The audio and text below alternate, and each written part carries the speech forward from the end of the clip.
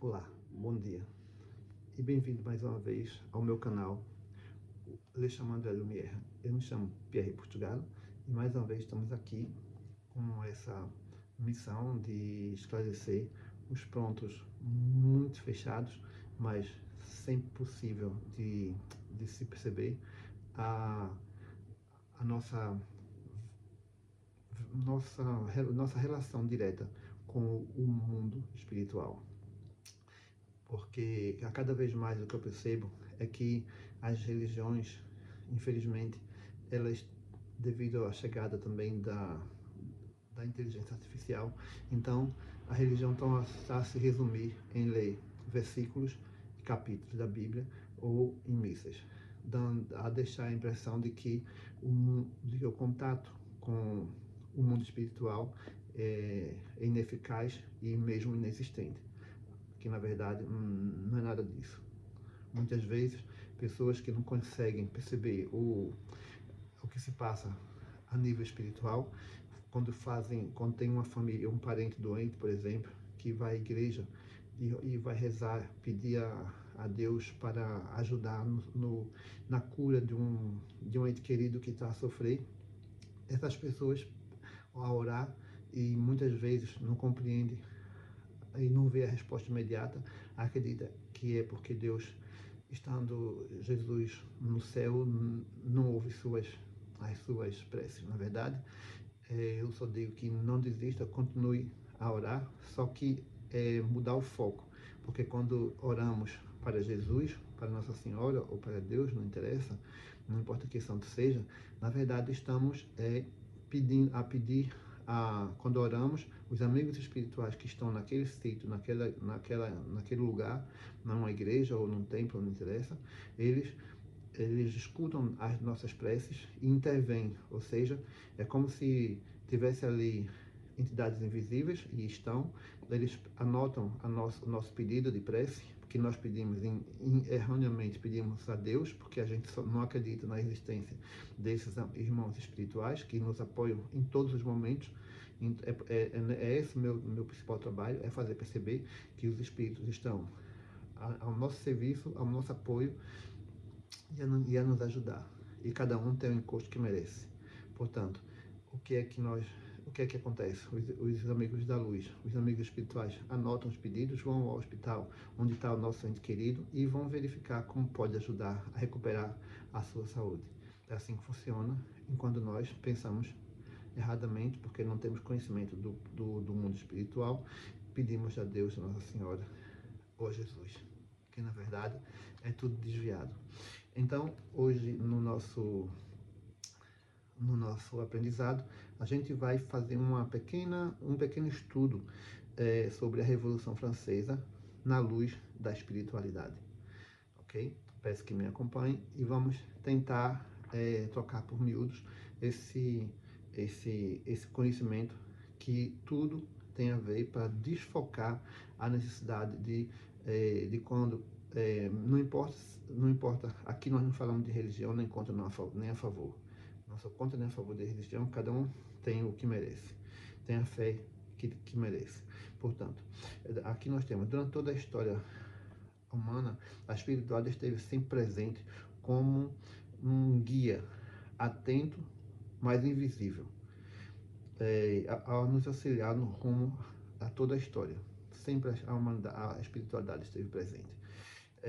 Para fazer uma análise mais profunda, faremos uma pequena viagem para trás na história, para verificar alguns pontos interessantes de qual houve a intervenção espiritual, mas infelizmente pela ignorância e pelas trevas em que vivíamos em tal altura, não foi possível identificar que na verdade tratava-se de uma intervenção espiritual, mesmo que mais singela, mas sempre presente.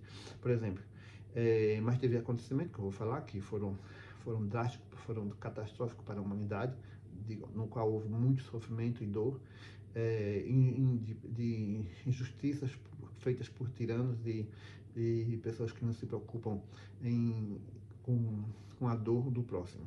Passamos, por exemplo, se ao descermos no tempo, a gente pode passar pelas as duas bombas que foram soltas lá em Hiroshima e Nagasaki, onde morreram perto de 210 mil pessoas.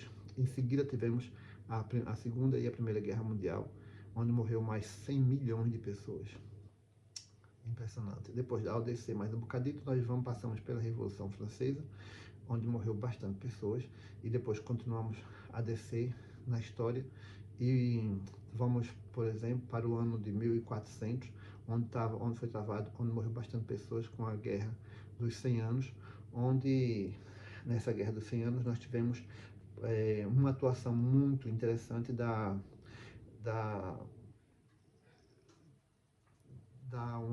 uma jovem chamada Joana d'Arc, que atuou já quase no fim da Guerra dos 100 Anos para libertar a França do jogo dos ingleses. Uma jovem com 19 anos que, como todos sabemos, ficou logo desde os 13 anos, ela ouvia vozes, ela via os espíritos, depois teve contato com o Anjo Miguel, e depois ouviu as vozes de Santa Catarina e Santa Margarida, que ajudou, que incentivou ela a lutar do lado dos franceses e a libertar a França. E ela conseguiu mais uma intervenção importante da espiritualidade, mas infelizmente deturpada pelas trevas da qual a humanidade passava naquele instante, e ela foi a ser jogada na fogueira e queimada viva. Ou seja, os espíritos que sempre esteve presente na nossa história, mal interpretado, assim como hoje é mal interpretado. A única diferença é que as pessoas não vão para a fogueira, senão iria na mesma. Porque as trevas que nós estamos só mudou o palco de eventos, mas as pessoas ainda continuam com a selvageria muito grande, mas os acontecimentos históricos hoje não permitem, felizmente, que metam pessoas na fogueira. Então, nós saímos, Joana d'Arc muito nos ajudou, muito conseguiu contribuir para que os franceses ganhassem a Guerra dos 100 Anos, e nós descemos mais abaixo da história e vamos ter um outro evento no qual houve intervenção espiritual, independente de religião. Aqui nós não falamos de religião, nem de bem e de mal, só estamos a falar dos eventos que aconteceu. A intervenção espiritual aconteceu mais uma vez lá, 1000 anos antes, agora, porque a Joana d'Arc aconteceu no ano de 1412, aproximadamente, 1429, por aí, e 37, e Constantino foi no ano de 337 anos na era cristã, ou seja, 1000 anos antes. Implica dizer que a humanidade esteve nas trevas cristãs, nas trevas da religião cristã, durante 1000 anos, sem nada de novo acontecer no palco de eventos. Apenas guerras entre famílias, porque as guerras eram, por exemplo, a guerra entre a Inglaterra e a França era guerra de famílias, entre primos, entre irmãos, entre filhos, entre pai, era a guerra do poder. Portanto, durante 1000 anos, entre Constantino e a Guerra dos 100 Anos, durante 1000 anos, o mundo viveu em bárbaras guerras, a morrer e a matar, e sem nada evoluir. Então, de tempo em tempo, a espiritualidade avança. Como nós estamos a descer no tempo, nós descemos ainda mais um pouco, nós descemos depois de Constantino, passamos por Saulo.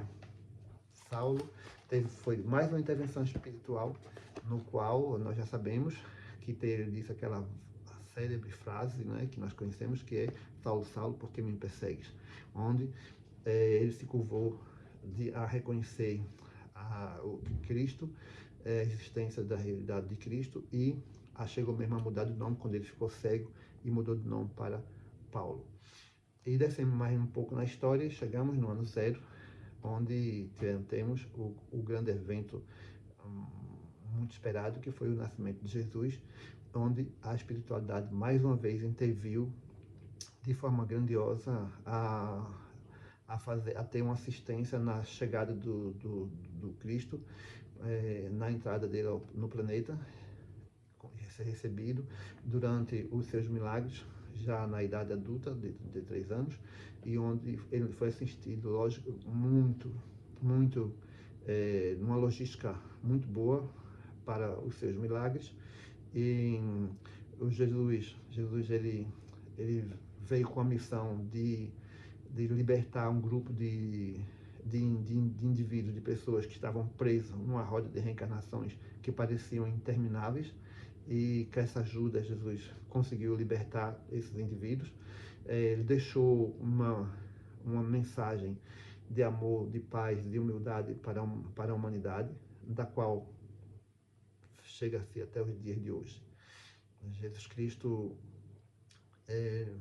não veio para salvar a humanidade, como é dito pelas religiões.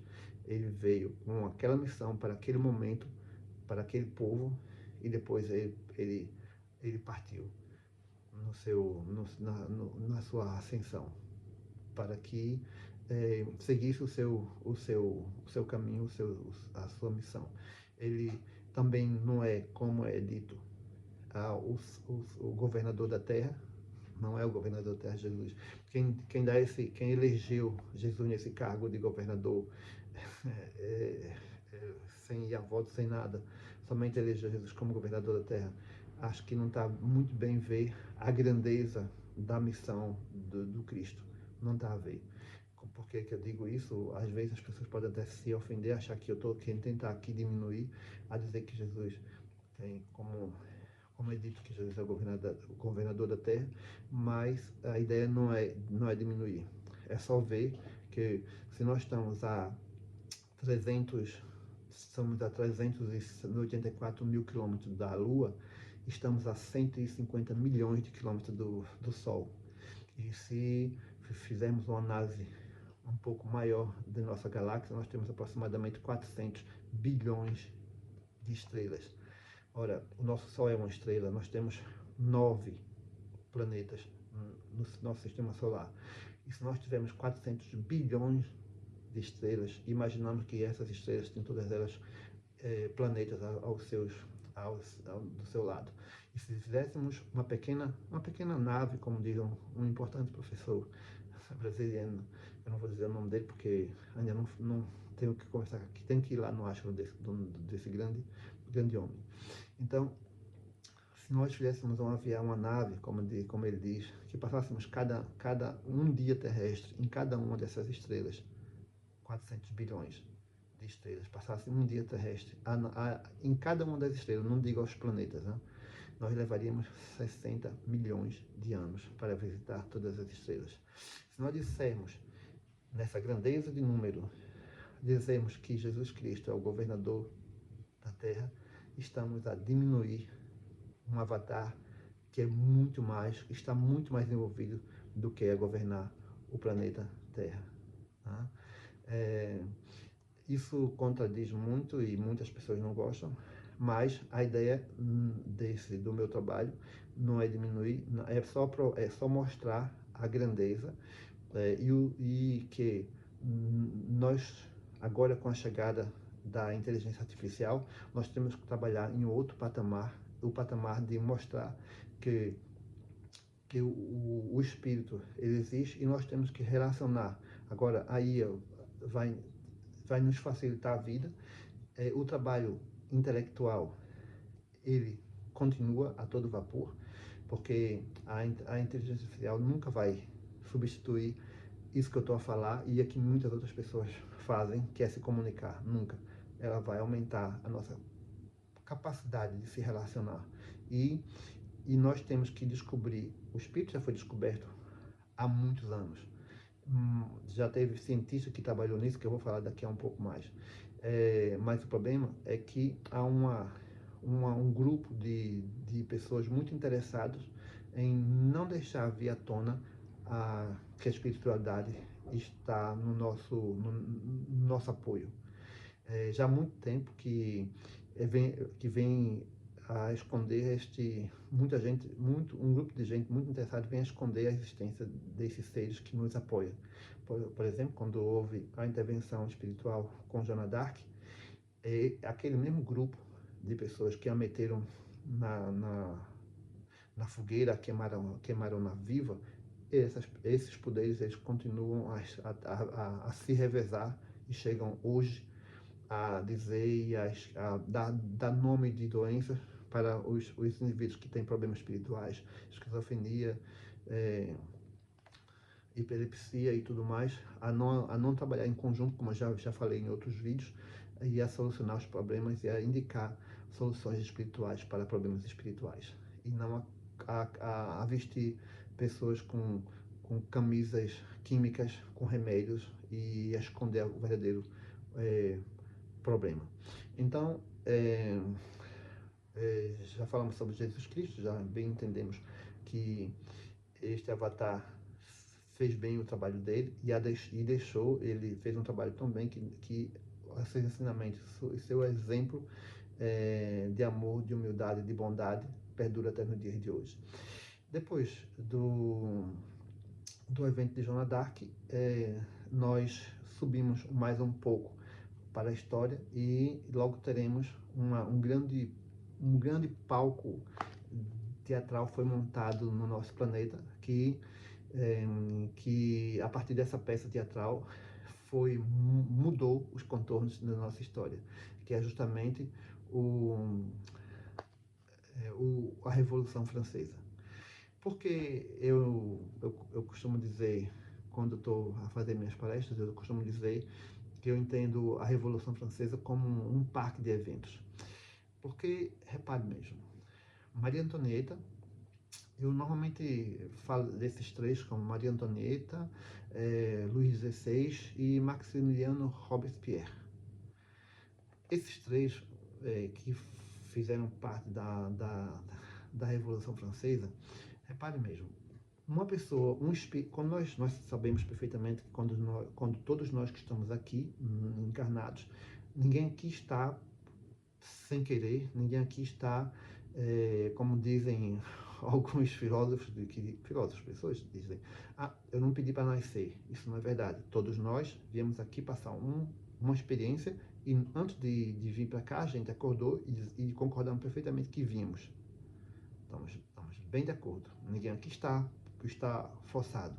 Olha, por que eu considero a Revolução Francesa como um teatro e todas aquelas pessoas foram atores e a maioria das pessoas foram figurantes? É simples. Repare, quando Maria Antonieta, uma jovem filha da rainha da Áustria,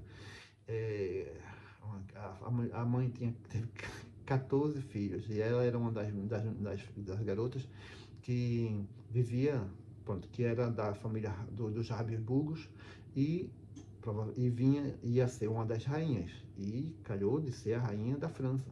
Vai lá. Mas voltamos, antes de uma pessoa dessa encarnar, é fácil compreender o quê? Que antes dela aceitar vir, ela sabia para onde vinha, que ia ser uma princesa e que essa princesa ia viver essa missão e que ia ser a rainha da França e que no fim ela ia ser guilhotinada. Isso não se vem com erro, porque a altura que a França estava a viver, os problemas políticos que a França estava a viver, era Luís XVI.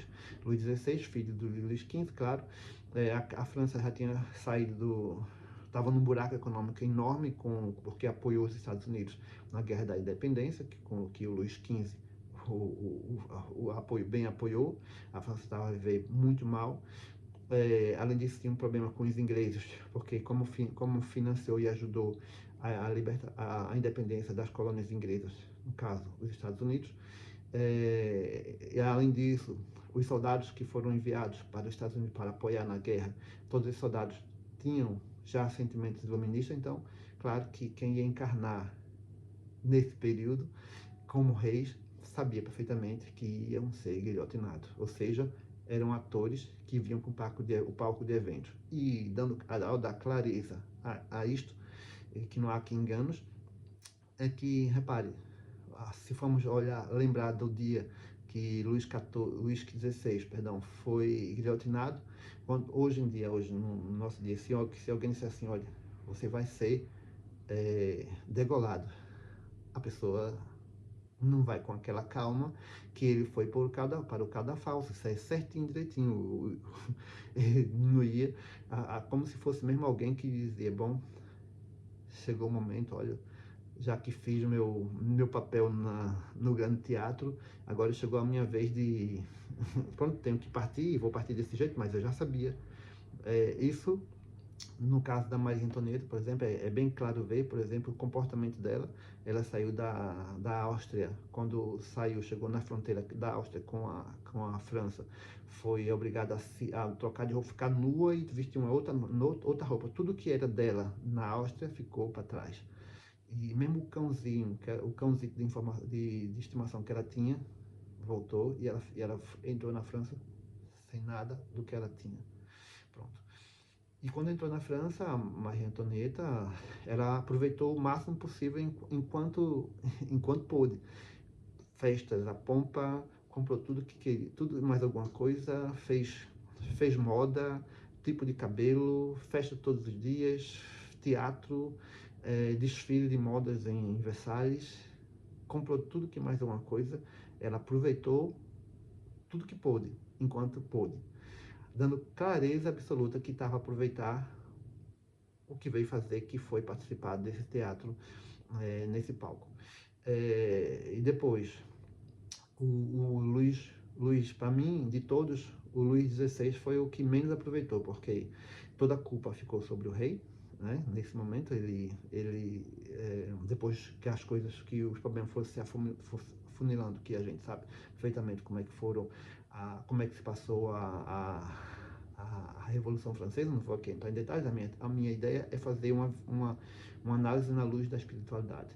Então, Luís XVI, no meu ver, foi o menos, o que menos aproveitou desse teatro, porque toda a responsabilidade caiu sobre as costas dele, ainda teve o problema de saúde que ele teve quando não conseguia engravidar a Maria Antonieta, que achavam que o problema era dele, até brincaram com ele, como o hobby dele era chaveiro, diziam que ele não conseguia acertar a fechadura, essas coisas da altura, a fazerem piadas com o homem, e tudo se afunilou ao ponto que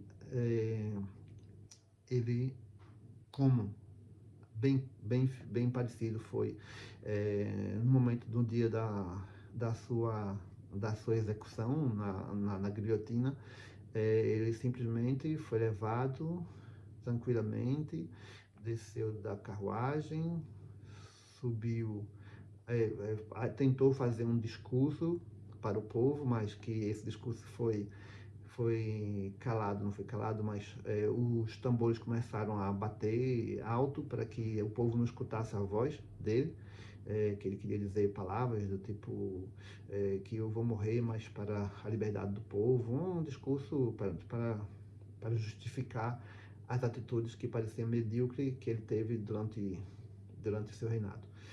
E depois subiu ao cadafalso, foi posto em posição de perder a cabeça, e pronto, como alguém que sabia qual é o seu papel nesse teatro. A mesma coisa podemos deixar claro em relação a Maria Antonieta, igual. Ela, depois que curtiu a beça, a sua passagem por Versalhes, na qual foi muito odiado, né? Primeiro porque não é porque muita gente tenta dizer que como ela era imigrante na França, mas não é bem isso, porque o contexto político naquela altura não era nada favorável. A Áustria já tinha estado em guerra com a França e no contexto do momento ia invadir a França numa guerra que era clara que ia existir, né? Depois que nós tivemos o problema depois com Napoleão Bonaparte, né? Que continuou a história. Então O povo não gostava da Maria Antonieta, era odiada, ainda mais porque no contexto que se passava, os gastos que ela fazia para aproveitar bem sua passagem, e enquanto o povo passava por dificuldades, já passava muito tempo com os problemas é, do, da neve, da falta de produção alimentar, de falta de comida, de trigo e tudo mais. A França passou por um momento climático muito difícil, ainda mais, e a senhora não economizava muito não economizava nada nos seus custos, nas suas compras, comprava joias, comprava tudo e mais alguma coisa, como eu já disse, e o povo odiava a Maria Antonieta, e disseram que ela disse aquela célebre frase, mas outros historiadores já diz que ela não disse a frase nenhuma, que é se o povo... Essa história aconteceu num jantar de qual as pessoas, como ele dizia, que o povo reclama, que está havendo uma revolta, o povo não tem o que comer, o povo não tem pão, e ela disse naquela altura que se o povo não tem pão, coma brioche, mas há quem diga que não foi nada disso, que essa frase foi tirada de um romance, porque eles viviam naquela altura no iluminismo, e foi parte de um romance, e as pessoas aproveitaram essa frase para empregar e dizer que foi a senhora que disse, e na verdade ela não disse. Bom, não interessa. A frase, a frase alguém disse ou escreveu, não sei. De toda forma, ela, como um participante da peça, ela subiu ao cadafalso tranquilamente. E por isso que eu acho interessante, porque se fosse qualquer um de nós hoje que fosse ser guilhotinado, o indivíduo começava a espernear, a gritar, a desmaiar, a chorar, a berrar, e não ia com aquela tranquilidade para o cadafalso ser guilhotinado. E depois, a continuar a falar do terceiro participante, não estou a desprezar os outros, Marat, Dalton e Danton e os outros, não estou desprezando nenhum deles, todos eles foram importantes, mas eu falo desses três porque tem particularidades entre eles. Por exemplo, o outro é Maximiliano Robespierre, um advogado provinciano de Calais, Arras, lá. Logo no início, uma vez o rei visitou Paris, e ele tava na frente lá, viu o rei passar e recitou, ainda jovem, um jovem estudante, recitou um poema para o rei, a elogiar sua majestade e tudo mais, pronto, como um estudante. Ironicamente, esse mesmo estudante, foi ele que ordenou que o rei fosse guilhotinado.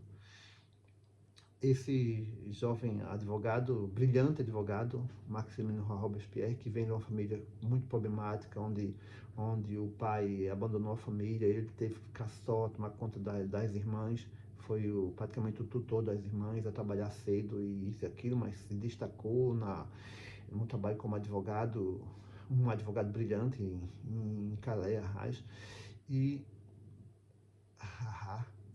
o que acontece com Robert, ele era tão brilhante que uma vez, eu recordo, quando eu estava a estudar, ele uma vez teve um problema com um vizinho, um cliente dele que entrou na justiça porque esse vizinho pôs um para-raio e os vizinhos achavam que esse para-raio traria para a vizinhança a revolta de Deus e não poderia morrer todos, e entrou-se na justiça para que ele tirasse o para-raio. Bom, ele foi advogado da pessoa que se sentia injustiçada, e ele era um advogado que tinha muito era o chamado incorruptível, fazia tudo pelo direito, mas ganhou muito destaque com o seu discurso e foi para Paris ser advogado, e depois ganhou muito destaque, chegou mesmo a se eleger deputado. E durante a convenção ele cresceu, ganhou destaque e chegou a ser mesmo o líder da convenção. Depois ganhou destaque nos jacobinos, a chegar a ser praticamente o único, o, o indivíduo que mandava em tudo. Pronto. Ganhou destaque, ser único, e depois passou a ser o chefe de todos. Derrubou e eliminou os adversários, que eram os girondinos. Como nós sabemos, os girondinos era o grupo de direita e os jacobinos de esquerda, como nós sabemos. Um sentava à direita e outro sentava à esquerda, que é onde dá o nome, por isso a Revolução Francesa, eu já disse isso no meu outro vídeo, a Revolução Francesa tem essa importância na história da humanidade, porque onde temos em todos os lados, esquerda e direita, na verdade o que se passou na convenção onde se sentavam uma direita e outra esquerda. Olha, depois, para destacar a importância que deu o Maximiliano Robespierre à sua pessoa, ele liderou e mandou matar mas muita gente na guilhotina. A guilhotina, apesar de não ter sido inventada por ele, mas foi ele que instituiu a guilhotina na França, que matou o rei, a rainha, muitos adversários, mas muita pessoa morreu. Não foram 100 nem 200, foram milhares de pessoas que morreram na guilhotina, a mando do senhor Robespierre. Ele ficou tão importante que ele mudou o calendário francês. Eles mudaram, né? No caso, não foi só ele, foi dentro da Revolução, mudou o calendário. Ele teve mesmo a ideia ele mandou prender muitos dos membros da religião católica foram presos, outros mortos. Na altura, os túmulos dos antigos reis foram exumados, tudo para acabar e aniquilar tudo que era do passado, das religiões, dos reis e tudo mais. Depois, ele ele entendeu que devia mudar a religião e criou o Ser Supremo.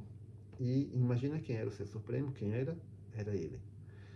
Ou seja, é como se a gente entendesse, for virar isso mesmo a nível, na visão, na luz da espiritualidade, é como se fosse alguém que dissesse assim, bom, já que eu sei que vou ser guilhotinado, já que eu sei que eu vou fazer tudo, que não vou passar disso, então eu vou abusar um pouco. Então, ele criou o Dia do Ser Supremo. Ele se achou o máximo, e era ele o Ser Supremo, ele era o representante maior, até mesmo da religião, só que ele não estava só. Ele não estava só, e tinha os grandes inimigos políticos que estavam com medo porque seriam os próximos a ser guilhotinados. Então, eles guardam uma lista de acusados, de pessoas que iriam ser mortos, e os adversários dele, que eram, entre aspas, amigos, mas os adversários dele que estavam juntos, entenderam que, na verdade, seriam os próximos a irem para a guilhotina. E quando ele foi fazer o último discurso, anunciar a prisão de Robespierre e de outro amigo muito próximo dele, e que esses indivíduos foram presos. Maximilien Robespierre fugiu, mas foi capturado e preso numa sala, e nesse dia ele tentou para a própria vida e deu um tiro para se suicidar, mas nesse tiro não conseguiu morrer, só destruiu a mandíbula e passou a noite preso e a sangrar, e no dia seguinte ele experimentou a sua própria arma.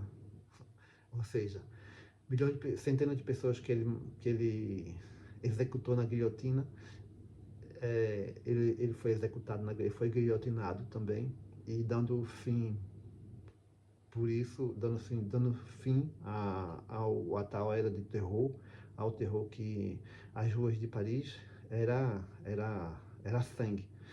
Mas o povo gostava.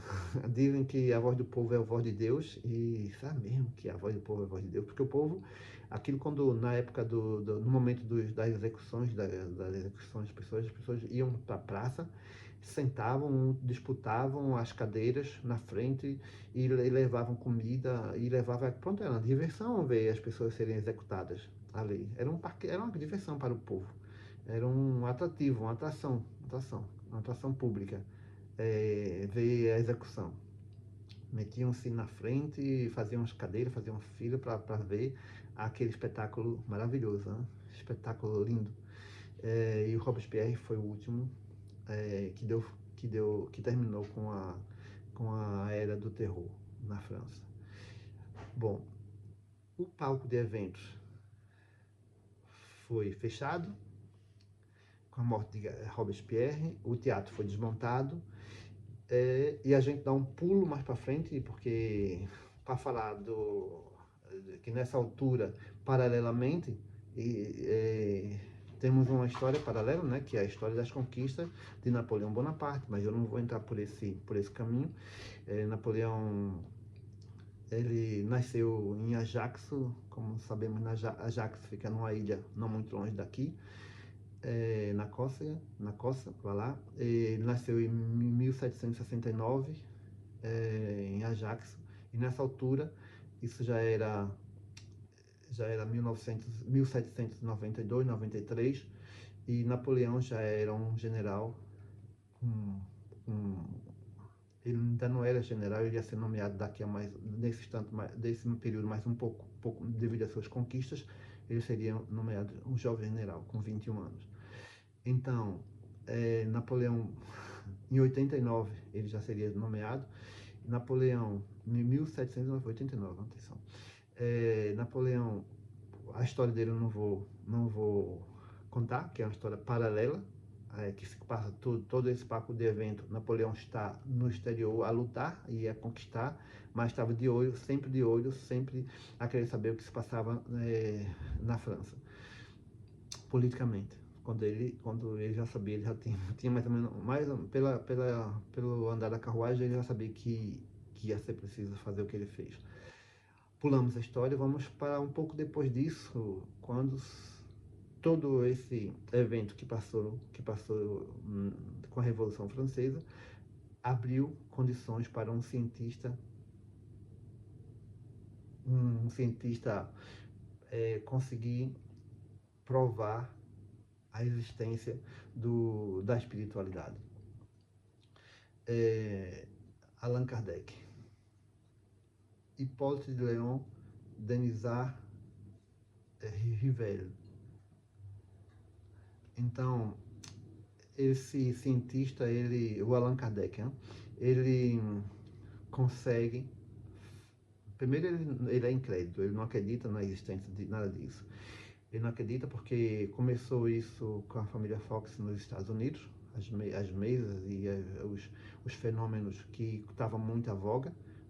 Começou esses fenômenos a se espalhar pela América e depois chegou à Europa. E virou moda na Europa, as mesas giratórias, os fenômenos, mas tinha muitos indivíduos que mentiam, que fingiam para ganhar dinheiro e para impressionar, faziam muitos truques com isso. E Allan Kardec,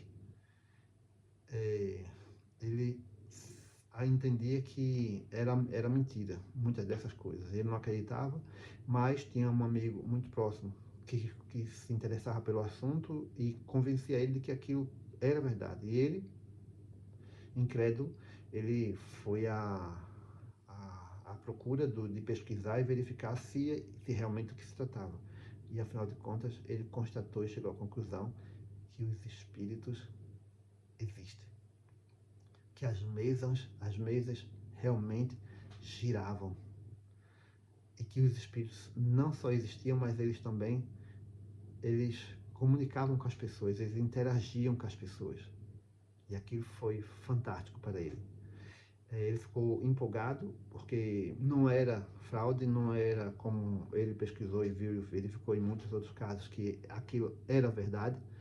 Então, ele continuou a pesquisar e foi dali que surgiu o Espiritismo. O Espiritismo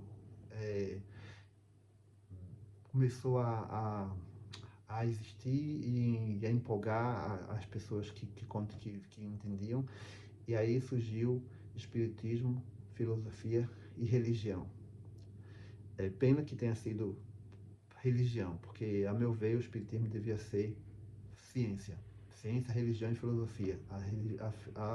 o espiritismo devia ser ciência, não devia ser religião. Porque a partir do momento que entrou para a religião,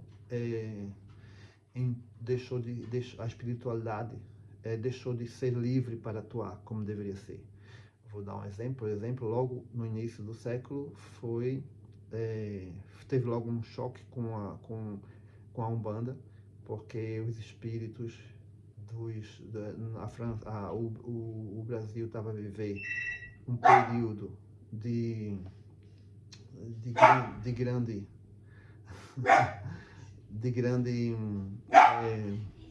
problemas com a escravidão. Ora, e se a escravidão estava presente, os espíritos dos escravos que estavam a tentar se comunicar nos centros espíritas, tinham grande dificuldade de aparecer, de se comunicar, de fazerem as suas comunicações e ajudar as pessoas que precisavam da ajuda desses espíritos.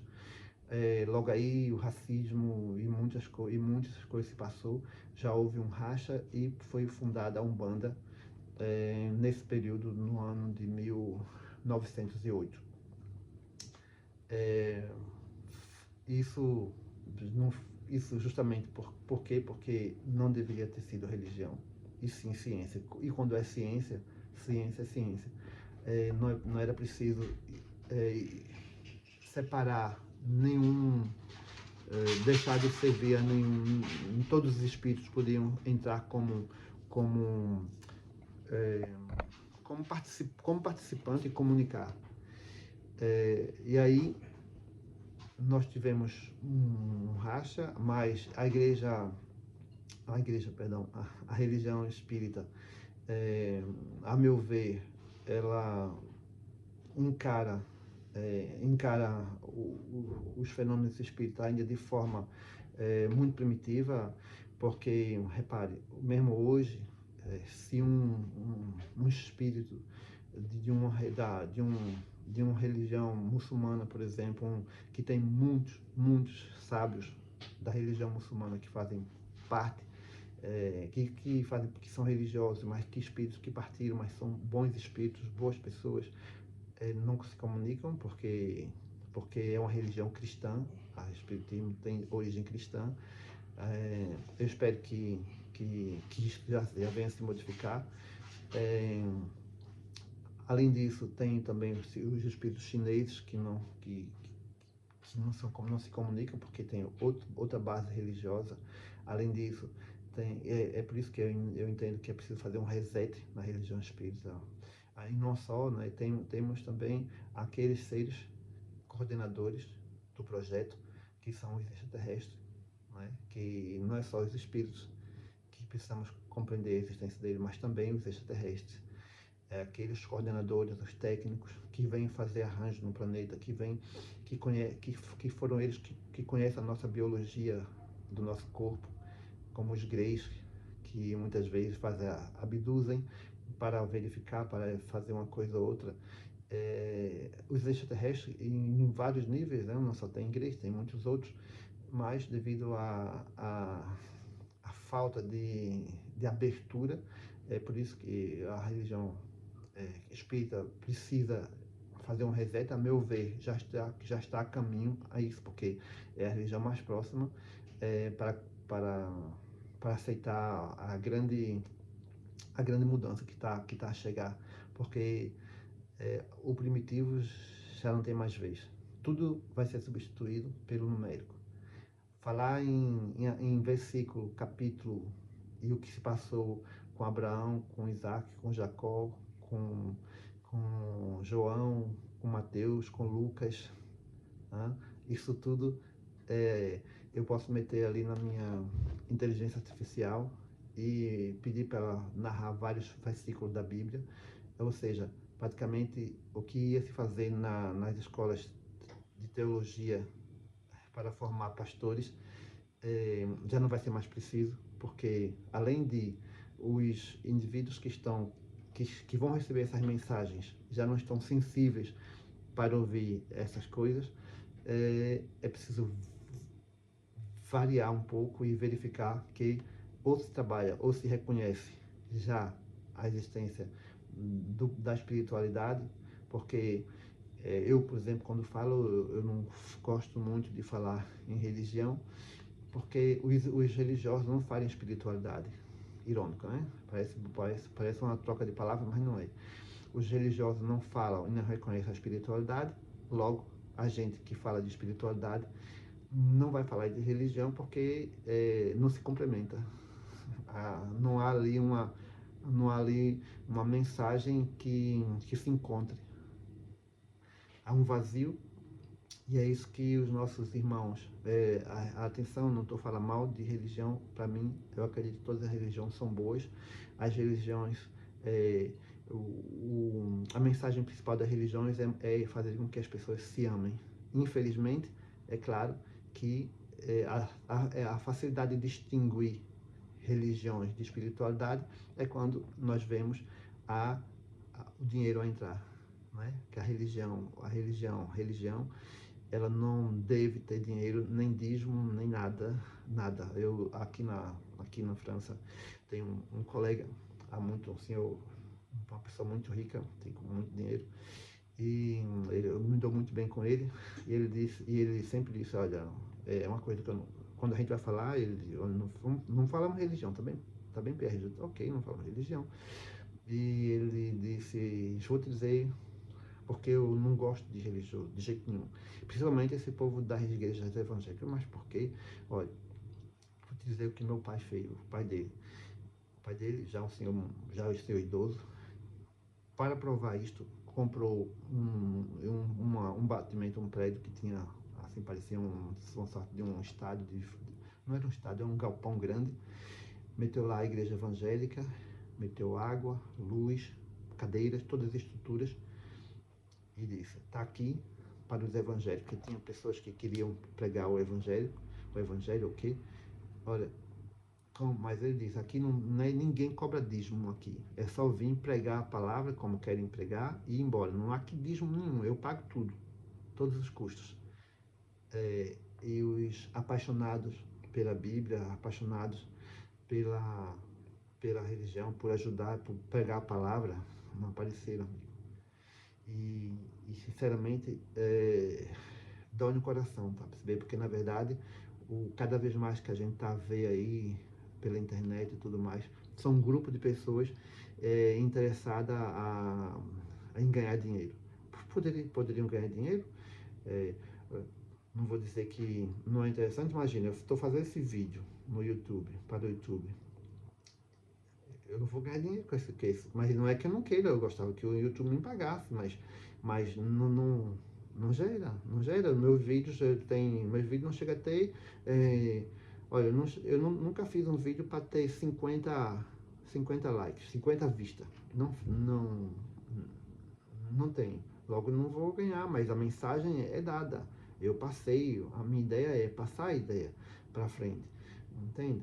Então, se nós fazemos uma coisa interessante, que ajuda, que é útil para os nossos irmãos, que eu estou a querer tentar passar o máximo que posso, e se o YouTube, o nosso santo YouTube, porque essa tecnologia, ela é para mim, é o máximo, meu Deus. Só em poder falar aqui, saber que o mundo todo pode me escutar, de repente, quem sabe meu vídeo de repente tem 1 milhão de visualizações, mas pronto. Mas a ideia é que se fazes as coisas para ajudar os irmãos, se fazes as coisas para ajudar o próximo, para tirar o próximo das trevas e ajudar a luz, não é trabalhar para a luz, né? Que eu costumo dizer, a luz não precisa que ninguém trabalhe, mas sim que sejamos pessoas melhores. Por que não? Porque não merece ganhar algum? Por quê?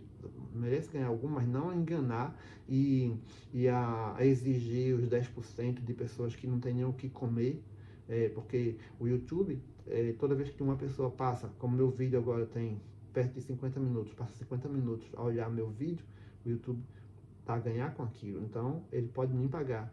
Agora, forçar pessoas que não têm nem o que comer, que deixa de pagar uma renda, que deixa de pagar, de dar comida aos seus filhos para pagar o dízimo, isso é vergonhoso e não é humano.